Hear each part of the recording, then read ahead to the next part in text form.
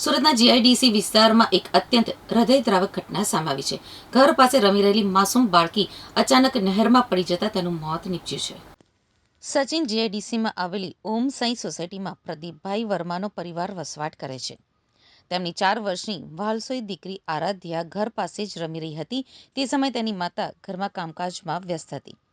રમતા રમતા આરાધ્યા ઘરની નજીક આવેલી નહેર પાસે પહોંચી ગઈ હતી અને અચાનક જ પગ લપસી જતા તે ઊંડા પાણીમાં ખાબકી હતી। બાળકી નહેરમાં પડી હોવાનું સ્થાનિક લોકોના ધ્યાને આવતા જ ભારે દોડધામ મચી ગઈ હતી। સ્થાનિકોએ તાત્કાલિક જહેમત ઉઠાવી બાળકીને પાણીમાંથી બહાર નીકાળી હતી। તેને ગંભીર હાલતમાં તુરંત જ સારવાર અર્થે સિવિલ હોસ્પિટલ ખસેડવામાં આવી હતી। જોકે હોસ્પિટલમાં હાજર તબીબોએ તપાસ બાદ આરાધ્યાને મૃત જાહેર કરી હતી। માત્ર 4 વર્ષની આરાધ્યાના અકાળે અવસાનથી વર્મા પરિવાર ઉપર આભ તૂટી પડ્યું છે। માતા પિતાના આક્રંદથી હોસ્પિટલનું વાતાવરણ પણ ગમગીન બની ગયું હતું। આ ઘટના અંગેની જાણ થતાં જ સચિન જીઆઈડીસી પોલીસે હોસ્પિટલ પહોંચીને તપાસ શરૂ કરી છે।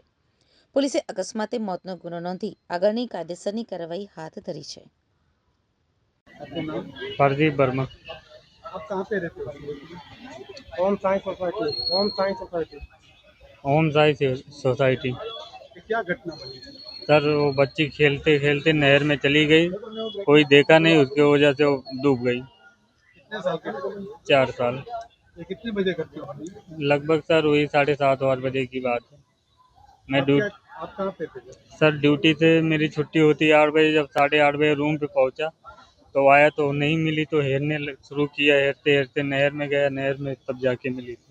क्या काम करते एम्ब्रॉयडरी खाते मशीन चलाता हूँ। हो? यूपी।